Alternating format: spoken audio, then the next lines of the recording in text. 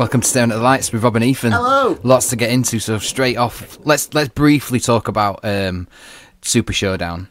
Oh my god, I hated it so much. Okay, let's go. We sort of talked about how it's not like they shouldn't be doing this kind of thing, really. No, it's not progressive at all. It's not good. It's awful, and it's just blood money, and it's awful. I think I was saying last week, I said I wasn't going to watch it. And I wasn't watching it. I was at home, and I was totally fine with it not being on at all. Yeah. And then I saw like WWE tweet out, it's like a 50-man battle royale, like the biggest ever battle royale, 50 man, and I just thought that is going to be just such a clusterfuck. I thought it was. I misread it and thought it was a 50-man Royal Rumble. I was like, that's going to take ages. Well, it was last time, wasn't it? Yeah, because it was 40 men, 40, weren't there? Yeah, it was 40. Were it 40 or 50? Were it 40? Sorry, I'm having a drink of water while I'm trying to talk. Then not a great idea. No, I saw the tweet and I was like, well, I can't not watch that because it's just going to be diabolical. So like, I'm just going to have to see what happens. And I turned it on, and as I correctly thought, it was just the awful. Worst thing I've ever seen. Yeah. Like, so many fucking bumps and like just awful botches and like so much mistimed and miscommunicated. But it's you put 50 men in one ring, it's going to be like you're going to have just like nobody knows what's happening, nobody knows what time it is. Even afterwards, I mean, the winner was a surprise. That was quite cool. I mean, it was cool in the sense of it's someone from there who's won it. Well, isn't he like an awful person though? I don't know. I don't know. Was he involved in the thing that they did last year where they sort of brought? I feel like he wasn't. He like spoke in the ring. Yeah, they had like the four of them out, didn't they? Yeah. And they'd just been recently signed and then Davari and someone else came out, and then they just like beat him up and stuff. There was I didn't look into it at all. Probably should have, been a wrestling podcast, but like there's a video of him like on a camera somewhere, like rubbing his hands together and like cackling, like, do you know that awful like anti-Jew, like there's like the classic picture of a Jewish person, like the big nose, like hands the clasped together, like cackling. Okay, yeah. The old propaganda thing. Yeah, the old propaganda for like the Nazis and stuff like that. And he's doing that on like a camera, right? And then I think he says something about how like I don't want to misquote it because it's quite an awful thing to misquote if it's not what I'm thinking. But like I swear it was like something like he says something derogatory against like a certain race of people. I can't remember who it is. And apparently he came out after and like said sorry and all this stuff. Right. But, okay. Like when you watch it and you think, well, if you thought it it's like the same with anybody that's like racist. Like you can apologise as much as you want, but if you did it in the moment, then you must have thought it. You think that? You still think that? Same with like that Lars Sullivan, like all the stuff that he was putting on. Then he's like comes out and he's like, yeah, I'm sorry, but it's like, yeah, but you still did it at that time. Like, you must have thought it at that time. So there's a lot of come out sort of after the event where people were just like, they flew us over. We got flown out here for this. Yeah. For this stupid battle royal that wasn't put together well. No one really knew what was happening. No. The spots were just called out in the middle of the ring. Well, I think either Carl or Luke Gallows tweeted like, "Yep, we hear you. We're sorry." Because like they had a few things that they fucked up, like a few spots that didn't go to plan, and I swear one of them tweeted like, "Yeah, we're sorry. Like we know," or something like that. And I was like, yeah. It just wasn't. It didn't seem very well put together, and it's just. But again, like it's a house show with pyro, isn't it? Really, it's not going to be put together when it's a 50 men in one ring. Like a rumble sometimes gets a bit difficult to follow when there's 12 of you in. Yeah, you put 50 men in one. The thing ring. is though with the rumble is that usually the way that they're planned out is the person who comes in tells the next person who comes in, you're doing this, and then this is the spot we're going to move to in a minute. So when there's 50 of you starting in one go, it's just like. It's just a big clusterfuck, isn't it? Like you said, it's crazy. It's just rough. I know that EC3 got eliminated at first in like 3 seconds. Yeah. It's just like, he must have done something wrong. He must have annoyed somebody or rubbed somebody the wrong way. It was just a mess. I mean, the main event, the Undertaker Goldberg match, probably was maybe planned to go a little longer than it did, but obviously with what happened with Goldberg and he's cracking his nut on the fucking ring post, that was awful. It was just but I mean, sad to watch. This is the thing that we were sort of talking about. Like, who's really to blame in this situation? They put on the match that they could under the circumstances that they could. Is it more that it's Vince and the creative team that are like, this is what we need. You're gonna have to go out, and we know you can't really go. You can't go in that heat as well. They were apparently backstage. They were handing out like electrolyte drinks and stuff to people just dehydrated. Yeah. I don't know whose fault it is. I guess it's always down to the person that books it, I suppose, really. But I was saying to Tom the other week, after it happened, like, if I was in that situation, if I was old, and somebody rang me up and said, listen, I'll give you, like, a hell of a lot of money to wrestle a 20-minute match, could you say no? Like, no, but I mean, the thing like with Undertaker is he doesn't need the money. I was saying, he's a multi-millionaire, and so is Goldberg. They don't need the money. They don't need the money. But I was saying to you, like, I think with Taker, is he just the man that gave him everything? Like the man that he can't say no to Vince, can he? I just don't think he can say no to him for the pure fact that he's giving him everything. Like Vince gave him 21 wins in a row at WrestleMania. I think he just respects him that much that no matter what Vince asks him to do, he's just like, yeah, I'll do it for you. Yeah, I mean, well, they've arguably given wrestling fans like the greatest gimmick that there's ever been, and such long-term kind of character building and all this kind of stuff. So maybe you're just like forever indebted to him. But I think you can see it on his face, like you can see it at the end of the match. He was like, I don't want to do this anymore. I don't want to do this anymore. As long as it's a case of he don't want to, I think he realised that he can't. I think it wasn't a case of like I don't want to anymore. So I think he would. I think if he could, he'd wrestle till he dies. But when he's like after the pin had happened and he's just sat staring off into space, like I don't think I've ever seen Taker break character like that. Like no, and visibly look dejected. Yeah, like I think the look on his face wasn't I don't want to anymore. The face was I can't. Like, I think it was. I think you're right. I think it was more a case of realised that he just can't hang anymore. I can't do this. I want to do this. I don't want to see him ever wrestle again. No. I know I've been saying it now for God knows how long, but after watching what happened in that ring, like I don't think I ever want to see. Like they both nearly seriously. Well, I mean, aside from Goldberg giving himself a concussion, which just looked. I mean, it didn't help that he probably did it on the way out to the bloody ring anyway, because he headbutted a door that he thought swung outwards, and it didn't. It came in. Oh, but look at the tombstone that they tried to sort of pull off. I mean, he struggled to get him up. The tombstone he dropped on his head. The jackhammer that failed and turned into like one of the most sick brain busters I've ever seen, nearly broke Taker's neck, and then that awful whoever when they were back. So I was saying again, like I keep saying, like going back to when we were talking about it. I know wrestling like the fucking back of my dick. Like I know that before they went out to that ring, they planned that match out. Like Taker and Goldberg must have sat down. Because there's reports that they didn't really plan much out at all. I don't believe either of them would. Because there was a massive argument backstage between them, apparently, like who's to blame for it going wrong. But I don't think anybody in that tenure doesn't sit down before a match starts and say at least what are the main spots. Like, here's what we're going to do at this point. We're going to like get this in. Like, this will be the finish. Regardless of them never having a match together either, that's not really an excuse. Exactly, no excuse. And they must have been sat backstage and gone, cool, we'll do the pile driver reverse spot, like where I fall backwards and then you pick me up. Yeah. And I don't think Taker's got a big head on his shoulders. I think he knows that he's not as good as he used to be. I think he knows that he can't do what he used to be able to do.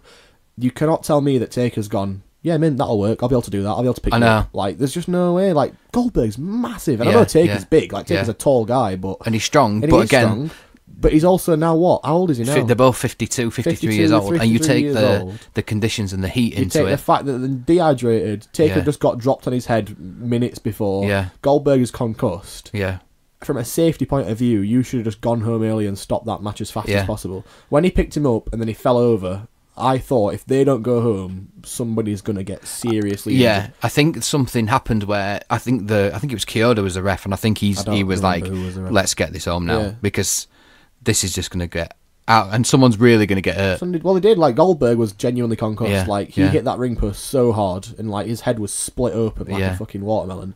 And then I was saying to you, like after you see it happen, if you watch it back, he tries to stand up, and it isn't him selling or like bumping. He tries to get up on the ropes. His legs have gone. His legs just give way completely. And he like slingshots off the ropes and bounces onto the floor. And he's almost like punch drunk. Oh my god, it's awful. And then when Taker's on the floor and Goldberg's waiting to give the pile driver spot, Taker just doesn't get up. No. And he just doesn't get up. And then Goldberg reaches for him as if to say, like, I'm waiting here, like, come on, get up. Yeah. And then when he does finally, like, stumble to his feet and he tries to pick him up, he just falls over. I just thought, this is just the worst. It was quite, it wasn't like, oh my god, this is awful. It was almost like, this is just sad to watch, It's just really, really sad. Especially like we were saying, when you look back at what they've done, and I was never a Goldberg fan because I never watched WCW and I never, like, really saw his run. And I appreciate that it was probably mint at the time. Yeah, like, it was wicked to see what he was doing.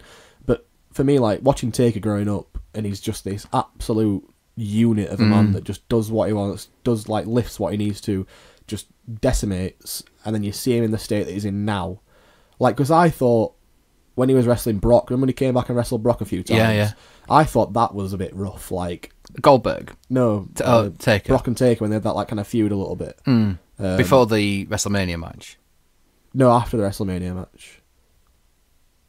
They had a couple of matches after, didn't they? Like when they were like, is it Royal Rumble? When they like, remember that spot? And they both sat up and Brock laughed at him and Taker laughed. It was like I think that was after the Mania match. Yeah. And I remember watching them and thinking, this is a bit awful. Like this is a bit. Taker doesn't look like he used to. Like Taker's done.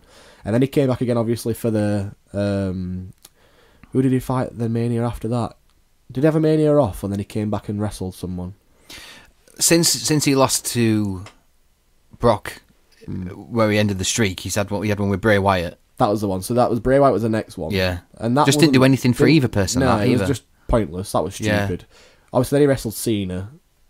Or did he wrestle somebody else before? The Punk one was before the Punk was way Brock before. as well. Punk was way before the Brock one was the one where that should have been it. Yeah, he should have just wrestled. And the perfect end. Sunset, and that's just him done. Lost the streak. When he beat Bray, like he wrestled Roman, didn't he? That was the WrestleMania where he should have retired. Well, that was the Mania after the Bray Wyatt one. Yeah, and he did the whole he left all his gear. Did the fist into the air, and then he just descended into the floor, didn't he, almost? And I was like, perfect. Like it wasn't a great match, but done. No, but I think that's why he came back. Yes, he didn't like the match because I don't think he liked the match, and I think he's just, which is fair. I think there's something where he's just waiting for the right person to come along to retire him. But again, I get that because you've had a 30-year career. Yeah, you don't want your last memory of to be mediocre, do you? Like you want that last match to be what you're remembered for. No, and he knows the business, and he has as much respect for the business as he does, that he knows that his last match he'll lose. So that this match that he's had not his last match. Is not going to be his last match, unfortunately. And even if he had lost, I don't think he'd want it to be his last match. Like I said, because it would be a repeat of the Roman Reigns thing, where it was like, this is shit. I can't have this be my last memory of me wrestling. It's got to the point where they do these next week on Raw, Undertaker returns, and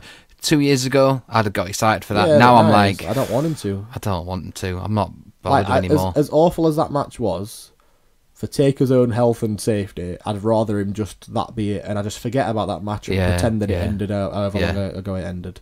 But I know, like you said, I know full well that he'll not want that to be his last match. No, and it's the money, isn't it? But Goldberg losing to Brock at Mania, that was the perfect way for him to end. And but time and tide waits for no man, does it? Like is the amount of time, the longer we wait for him to have his final match, the worse in condition he gets. Yeah, like not necessarily condition because he can stay in shape, but the older he gets, your body gives out after a certain amount of time. Like after you've been bumping for 30 years, like there's only so much your hips and that can take. And obviously he's had surgery on his knees. Did he have knee surgery? Both hips done, I think, as well. Yeah. He's had his knee done. Like there's only so much toll your body can take before you just can't physically stand up anymore. And it's the amount of wrestlers that are in wheelchairs now because they carried on when they shouldn't have. But we're very much at the point of you're going to have to make the decision to retire before your body decides for you. And then the point where he physically can't do it anymore has just ruined that whole. Exactly, it's just killed off. It's not killed his career, but it's tarnished his legacy. Definitely, because when you think of Taker, you're going to think of that god awful match you saw him wrestle against Goldberg. Like, there's just no way you're never going to think about that. But if I'm Vince, and I know Taker wants one more match, and again, like we say it like Vince is a rational human being, but in my head, I'd be like, right. Not Stomping Ground, because that's just a pointless pay-per-view. The next Big Four, the next one of the Big Four that rolls around, we're going to book you in a match against somebody that you want to wrestle, and go out on your back, and that'll be it. Like, we can't wait any longer. We can't wait another year till Mania. We can't wait 2 years till Mania, because you'll be 55, 56, you're going to be in a bad way. Like, if I'm Vince, I'm saying, right, thank you very much for everything you've done. If you want one more match, and obviously, Vince knows that match was shit. Like, Vince, if I'm Vince, I'm saying, listen, I get that you hated that match, and I get you don't want to go out like that.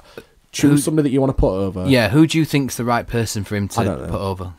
I think it's got to be someone who is either. I don't think it was the right person for Roman because Roman's not the type of character. Well, they just had no ideas left for Roman. No, they just needed somebody to. It needs to be someone who's a bit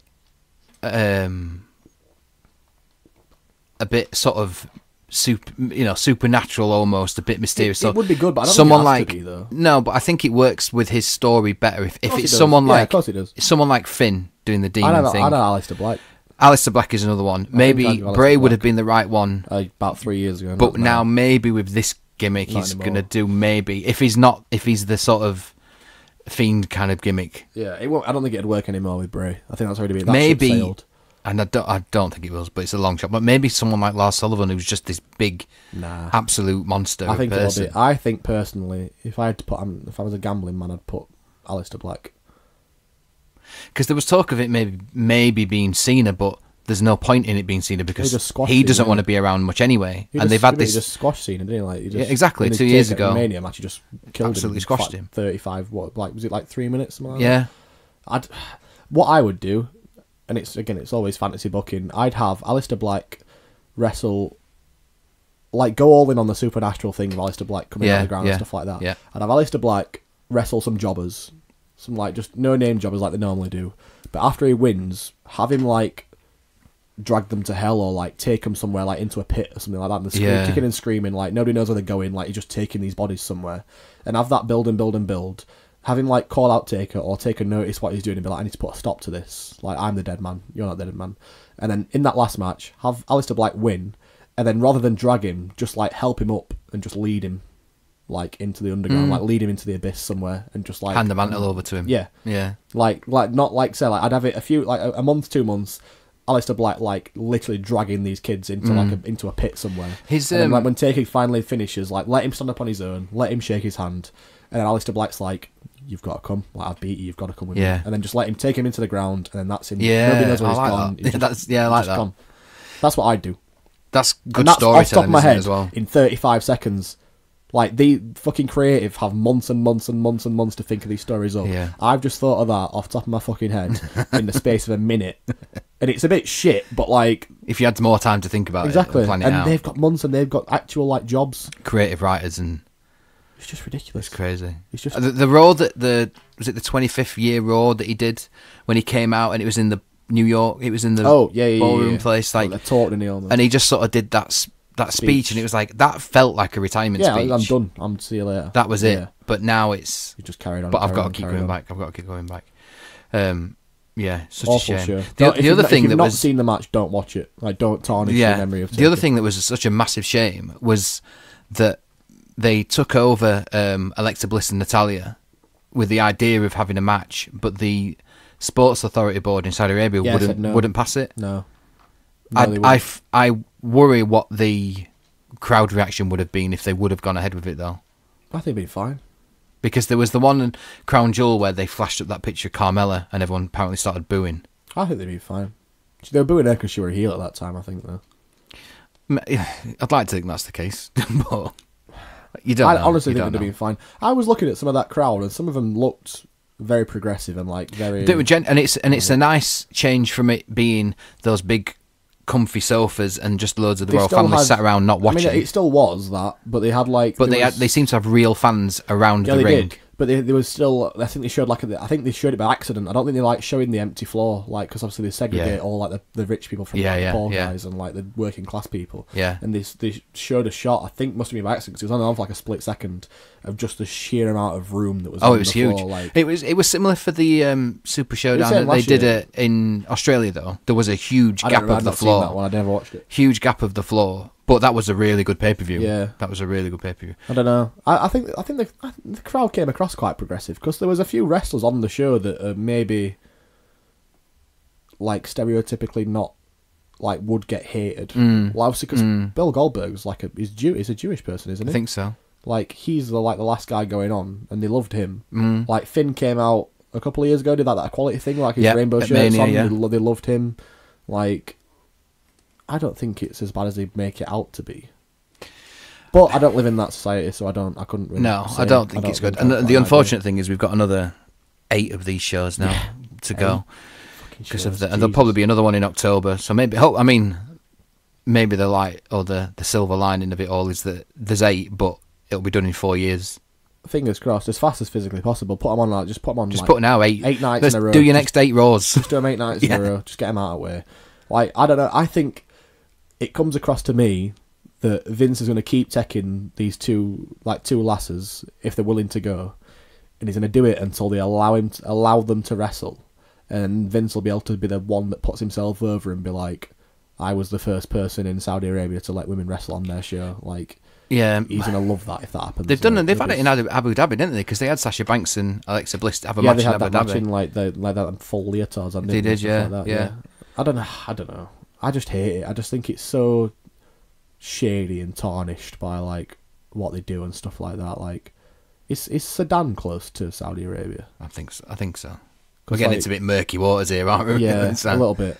Because I know Sudan's like in like a social media blackout at the minute. Like all the governments like totally banned all social media and stuff, and apparently like some awful things are happening to women and stuff like that. And just nobody knows about it because nobody can get out. Nobody can get out of that thing. And I don't think Saudi Arabia is like that. I don't think it's the same as that. But the fact that they won't let women wrestle on a show is a bit backwards, isn't it? Really, it's not great. Let's move on then. So, I mean, it's such stark contrast from Super Showdown. We had Dominion on Sunday. Yes. And this was... When was Super Juniors? That was last week, wasn't it? Best of Super Juniors was on Wednesday. Oh, we talked about it last week. Yeah, that was last Wednesday. I thought it was like Thursday morning, but it was Wednesday morning. Yeah, that was last Wednesday morning, and then Dominion was on Sunday morning. Yeah. From start to finish, amazing. Yeah. Every match was fantastic. The John Moxley match was only 8 minutes long, but... match. It was It was like the perfect amount of time. Yeah, it gave that. I think I've seen that kid wrestle when I. Yeah, he wrestled. I love saying things like. He wrestled Osprey, didn't he, in the final of the rest of the Super Juniors? No, but I mean, I'm saying I've seen him wrestle. Oh right, you've seen him live. Okay. I always think it's funny to try and like give the most like out of context place that you've seen somebody wrestle. Right. So I think I've seen that kid wrestle on an ice rink in Altrincham. That was at that New Japan show. Was it last year? Yeah. But I don't like saying it's a New Japan show. Suzuki was there. I like saying that it was on an ice rink in Altrincham because I just think it sounds hilarious. I think they brought him over, and I think I saw it. Who did he wrestle? I can't remember who he wrestled, but he was really good. I really liked him. I thought he was wicked. Yeah. It was good for him. Like, it was meant for him. Like, one thing I've noticed with the Young Lions is they let them have a crack, like they let them have a go at them. Yeah, they do. There was and I like how they have to wrestle a certain style. Yeah. Until they've like progressed enough. Almost. Yeah. There was a match. It was a tag match against Suzuki Gun. 2 Young Lions against Suzuki Gun. Right. And this one kid, just every time he got in the ring, would just beat the shit out of Suzuki as hard as he could. And I think he knew full well that he was going to get just a piss beaten out of him for doing it. But obviously Suzuki had said, like, you can by all means do it, but I'm going to give it you back. You'll like get 10 times worse. Yeah. But he did it. Like, every single time he gets into the ring, he doesn't, like, square up. He just runs as hard as he can at Suzuki. Well, he did that in this match. Beating the shit out of him. And it's like, I think they just must drill it into him, like, you've got to put yourself over. Like, you've got to, because otherwise you're just going to get the shit kicked out of you, and that'll be the end of the match. Like, there's no creative booking here for someone to come and lay down for you and take the pin. You've got to earn it. I mean, you're not going to go over, but you're going to have to look like you've got a chance. Yeah. And he did that from this match, though, straight from the first bell. He was out. It was brilliant. I thought it was really, really good. Like, obviously, that suicide dive immediately, like, that just sets the tone, doesn't it, for, like, this kid's not here to fuck about. Like, he's here to try and beat you. I liked the promo afterwards that Moxley did when he was dragging him out around the press conference bit and I'm taking you under my wing. I'd seen that photo that somebody made, like, a drawing of, like, Renee Young at home. And it's just like he walks through the door with this like young kid under his arm, just like half asleep, like half dead, and he's like, "I've brought back a new son." He's just like, he just like loves him. No, it was really good. Like I said, because I thought they were going to go down the heel road for Moxley in New Japan. Like, because obviously from that first match, he wrestled a really like heelish. He did. I think he's more anti-hero than heel. I think he is. Like, he's just like the hero. What is it? The Batman quote? Like, the hero we need but don't deserve, or whatever it is, something like that. Like, they were after the match had finished, obviously he got back in the ring and I thought, here we go, he'll hit like the Death Rider again. He just like picks him up and drags him out the ring and just like hobbles him to the back. And I was like, oh, that's like, I did not expect that at all. That's really good. I like that a lot. It says a lot for his character, I think. I enjoyed that match. Will Ospreay and Dragon Lee was it was mental, but it was always going to be mental, wasn't it? Like, for me, I think it was match of the night. You put 2 people like that together and it's just bound to be ridiculous. That middle rope suicide dive was just unbelievable. So much power behind it, so much intensity behind everything they do. It always comes back to that like Vader thing that happened where it's just like it's just a rehearsal, like it's just ballet almost.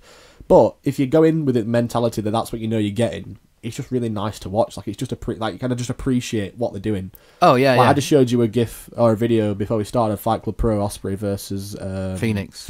Yeah. And it's obviously just they've gone in the back and right, we'll do this, we'll flip, we'll do a flip, we'll reverse, reverse.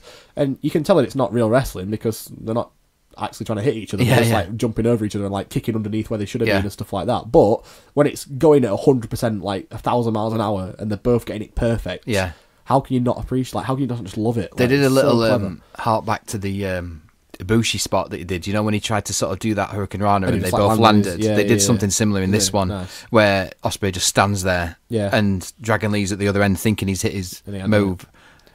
I think there's a real, and Tom only sort of slightly disagreed with me because he just doesn't like Will Ospreay, but I think I'm not a massive fan of Will Ospreay. I won't lie. I think there's definitely an argument for him being probably the best wrestler in the world now. I wouldn't say he's the best wrestler in the world. I'd say he's in the conversation, though, he's definitely. Up there. Yeah, you can't discount him. No, definitely not.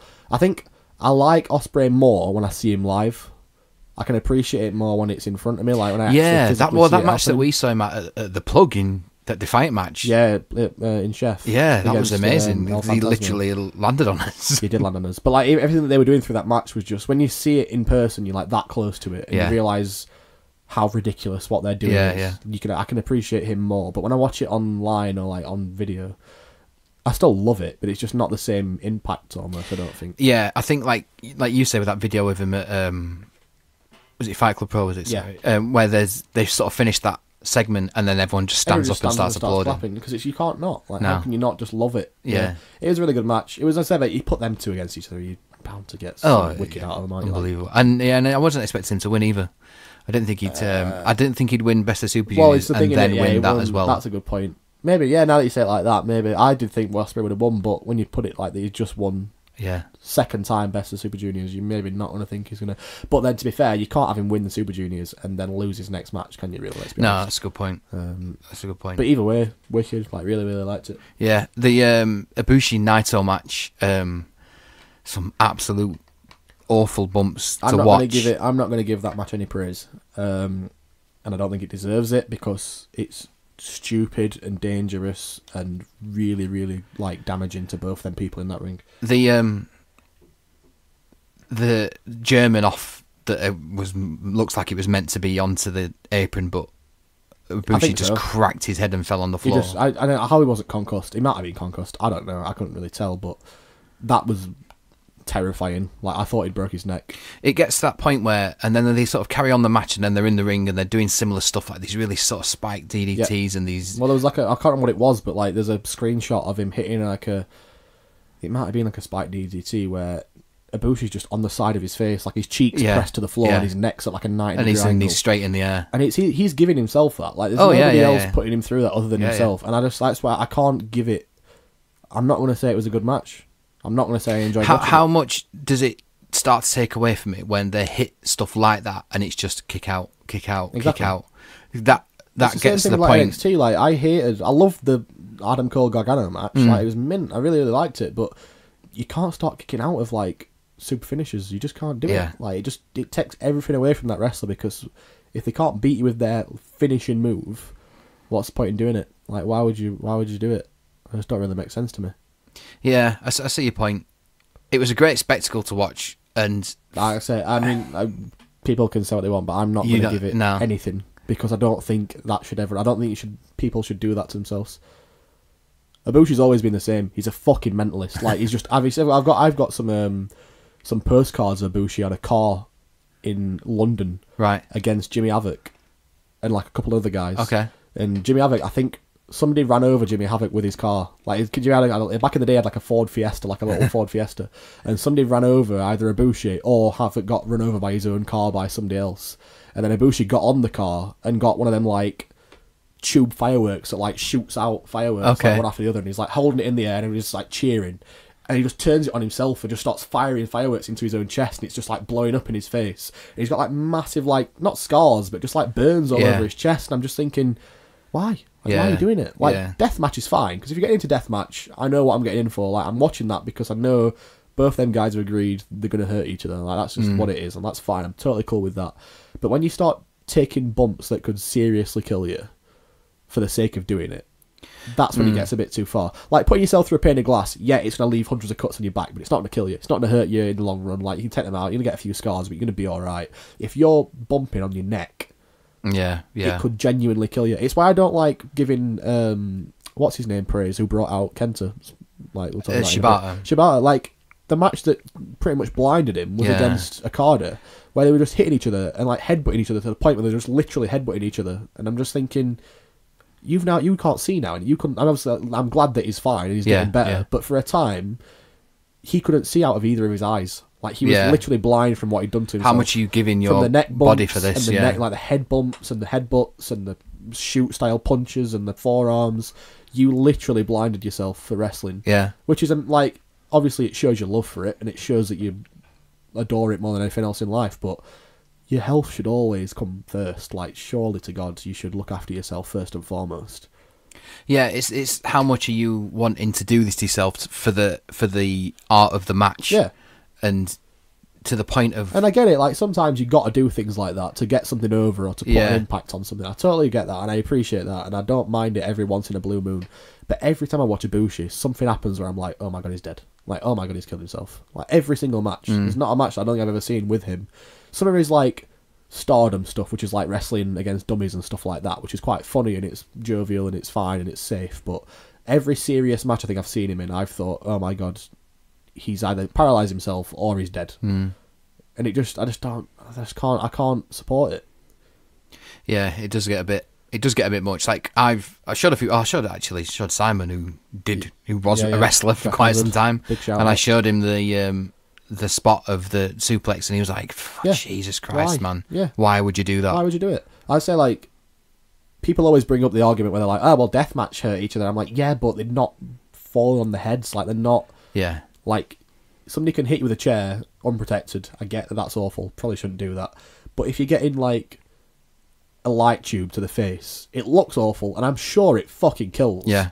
But it's not going to like leave you with career-ending injuries. Like, it's not going to break your neck. It's not going to leave you with concussion. Like, it's like organised chaos, I suppose, in a way. Yeah, yeah. Whereas with what Ibushi does and things like that, and what Shibata did before he retired, it's just reckless. Yeah, it can be. Yeah, I'd agree with that, to be honest. And there's loads of tweets online that were like, "Oh, it's just fucking amazing," right? And I'm like, no, like, don't give it the time of day. Surely, like, if you get off on watching people almost die, then you probably shouldn't be watching wrestling.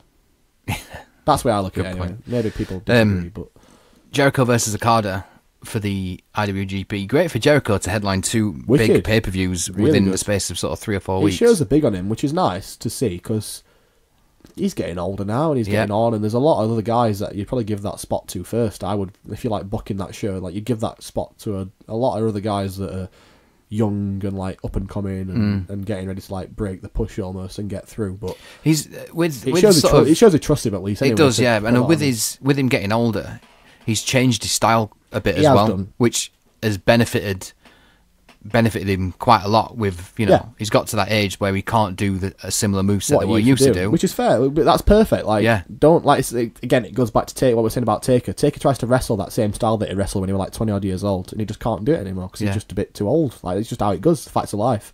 But like, Jericho, he's like a big advocate of DDP yoga. Yep. Like, he does that a lot. Like, I think that like changed me. So I think it like brought him back out of retirement. And only all the MMA training he's been doing as well. Yeah, like he's in very good condition. Yeah, and like he doesn't flag. This is quite a long match as well. It was about 45 minutes, I think. Yeah, so that shows like.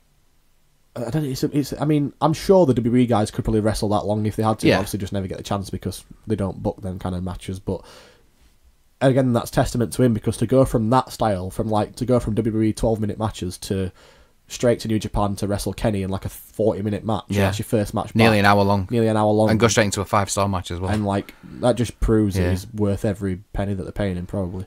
I'm glad.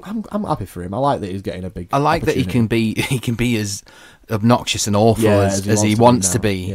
Because all they kind of see it as is like, oh, look at this big Canadian guy who's swearing at us. And they do like it. I've seen him on Twitter as well, getting a bit more R-rated as well. Like, I saw a tweet earlier that was like, I don't even know what he was replying to. I just saw his reply, like a quote retweet. He just put like, "Go fuck your ass, cunt," or something like that. And something like that. Brilliant. Like, that makes no sense in a sentence whatsoever, but it's just because he can now that he just likes doing it. I think he just finds it funny. And I think it's good for them as like, because not all of them speak English. you can probably get away with quite a lot of what he says. Well, they get away with like quite a lot in the press conferences. Where Yes, I mean, like, I've seen the amount of times that that Zack Sabre Jr. has come backstage after a match and just started effing and jeffing like, over and over and over, and they just get away with what because they're just allowed to. They just don't really. They just probably translate it and cut out those swear words and just. Yeah, a decent match again. Lots of really good working outside of the ring and stuff. He hit an unbelievable codebreaker on Okada where Okada threw himself over the barrier. And he looked like a bit of a nasty bump on him because he was right on his chest. You didn't really enjoy the finish, did you? Like the roll-up finish? I don't think I disliked it. I just feel like if it's your main event match, you shouldn't be doing it. It's a bit of a WWE that's what I'm ending, isn't it? Yeah. Ending. I think I'd have to go back and watch the Kenny 2 out of 3 falls match, but I'm fairly certain Okada got his first fall in that match by doing the exact same thing to Kenny. Yeah, I think he did. I think Kenny tried to hit One Winged Angel, maybe, and he rolled him up. And he like rolled him into that pin and got the 3 count off that move. So maybe it's a callback to that. Maybe that's what they were going for.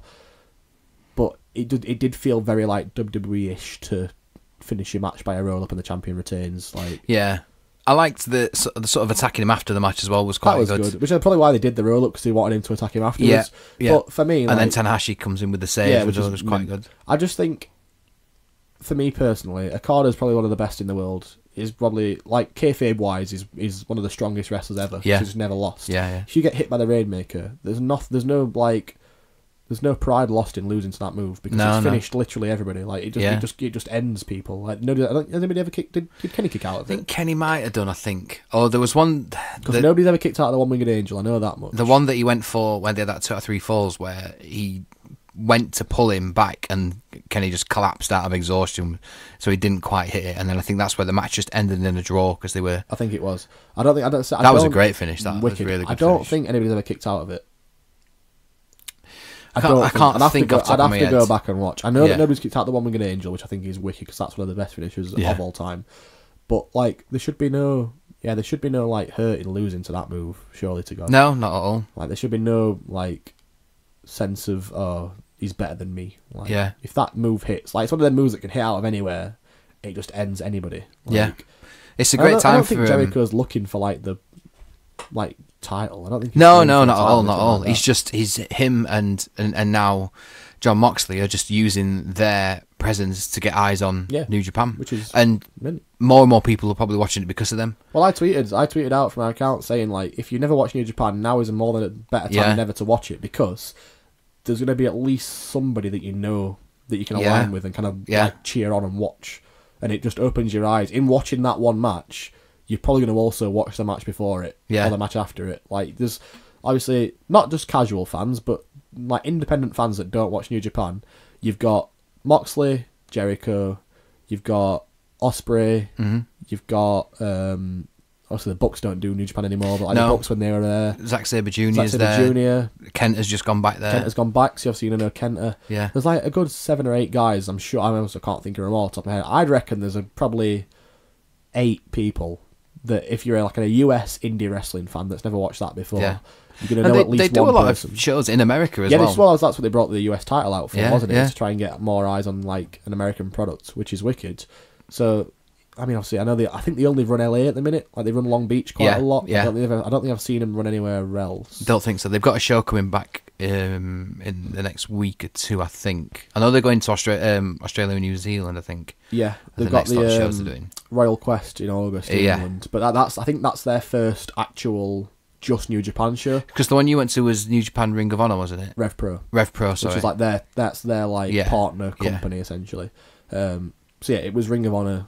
Not Ring of Honor. It was New Japan / Rev Pro, guys wrestling each other on like a battle between the two brands, almost. Right? Okay. Which is mint because there's a lot of that crossover stuff anyway. Like the British heavyweight stuff, there's a lot of New Japan guys that win that title, which is a Rev Pro title, isn't it? I think Rev Pro. So like I think Suzuki's won that quite a few times. I think is it still held by Zack Sabre Jr. or did somebody else win it? I don't watch Rev Pro, so I couldn't. No, I don't think. I think someone won it at Wrestle Kingdom. I think. I'm not sure. But I think so that one in August is it's like a sole New Japan show. It's done quite a lot of tickets already. Apparently so. I might try. Should we try and get to it? Yeah, where is it in London? Is it? I couldn't tell you. I'm not sure where it is, but it's called Royal Quest, so I'd assume it maybe down south. Maybe it sound like that. Just sort of touching back to the Shibata thing, yeah, him bringing Kenta out was wicked. A bit of a surprise. Didn't see it coming. No, and it moves us sort of nicely onto the G1, which is the next sort of biggest thing that's coming out. So it starts, I think, the 6th of July, runs for a few weeks. I think the first rounds are in America. Yeah, yes, it might be, because I know Moxley's declared himself for it. I think the first few rounds are in Long Beach. I've got a funny feeling that's right. So Moxley's in there, Kenta obviously, Will Ospreay, Jericho as well is one of the guys who's declared himself for it. I think he wants to have a bit of a run with Tanahashi now as well. Yeah, Tanahashi will be in it. Okada will be in it. Yeah. There's a load of guys that'll be in it that I can't think off the top of my head. But I think I was saying to one of you two, like, it's too long for me to watch. They're very long shows, and there's a lot of them. There's too many group stages and like, especially when you get like the tag league. Yeah, for somebody that doesn't know all the wrestlers, it's really tough for me to like feel invested in it or like love it. Because I tried last year, I think, and I thought there'll be somebody that I like fall in love with, and I really like them, and I really want them to win it. But when I watched the first show, there was nobody that really like, apart from the English guys or the American guys that I knew. There was nobody that really like stood out to me as like, yeah, I love you, I want you to win it. Like I'm gonna cheer you on. Like when I watch like Daft Sports, I've never seen before. I'm just like, you just get that feeling of random like person, you're wicked. I'm watching you, and I want you to do well. Like there was none of that, so I just kind of give up on it. Because if I found that, and I maybe just not watched all the shows, but just watched their matches, like seeked out the person that I wanted to win matches and watched them, but I never really got it from any of them. And I didn't want to just cheer on like Zach or something like that because someone it's obvious. Just obvious to do it. Yeah, I don't know. I'll maybe try and give it another go this year. Yeah, it's more and more present now, isn't it? And it's more and more on people's minds. With definitely.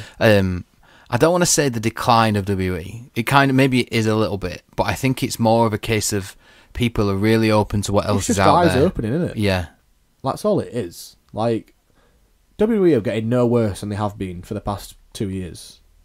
No, I just think other promotions are getting better. It's just people are realising that there's other things that people can watch now. Yeah. And I think because if you're a WWE fan and you just watch WWE, if, for example, AEW rolls around and you hear news of it and you see it all over and you think, oh, I'll give that a watch. Like, there's a couple of guys that I know, like Jericho's on there, like, I know him, I'll give that a watch. Yeah. If you watch that show, if you're just a WWE fan, you're not thinking, fucking hell, like, WWE's going down the shit pan.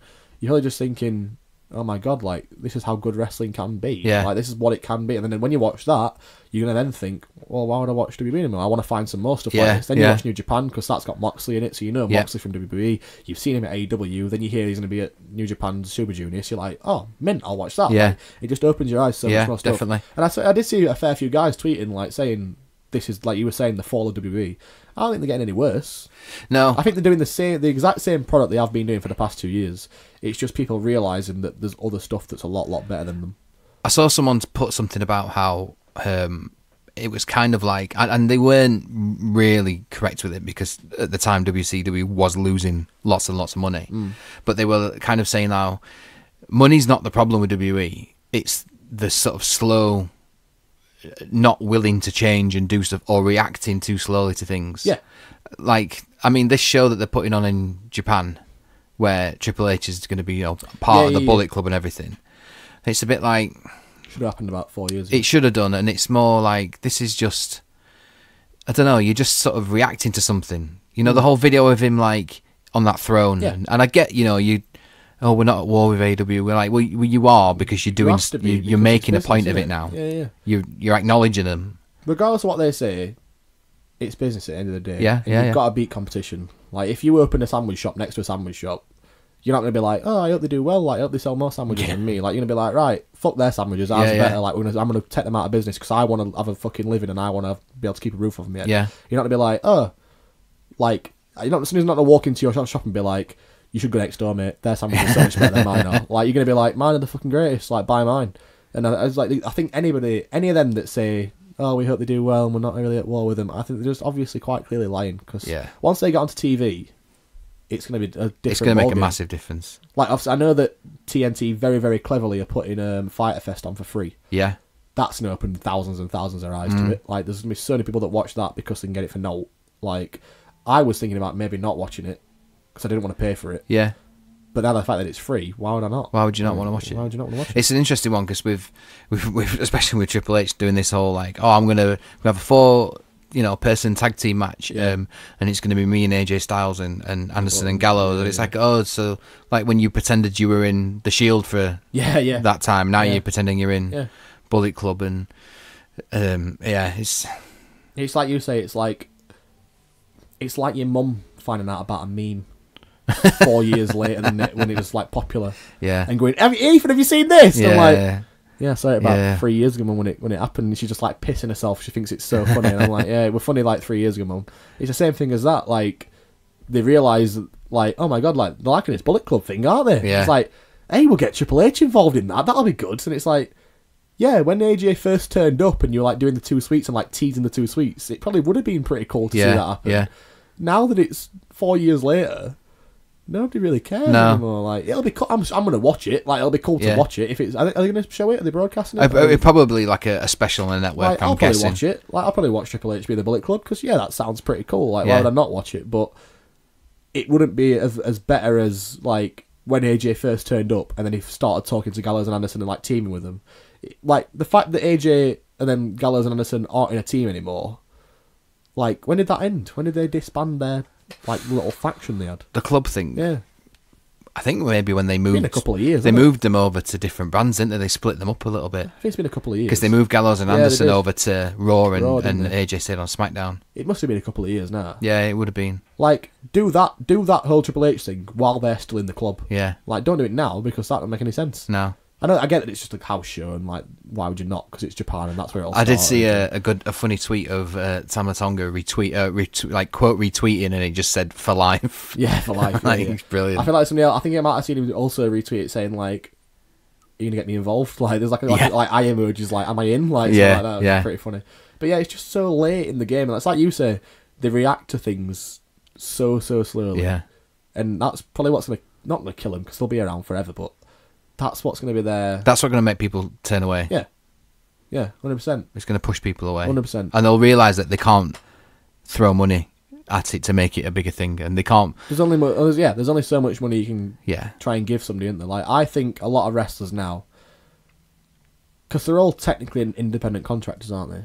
Yeah, that's why they have to pay for their own travel and their own stuff healthcare. Like which is awful, but I get it. But if you were a wrestler for WWE...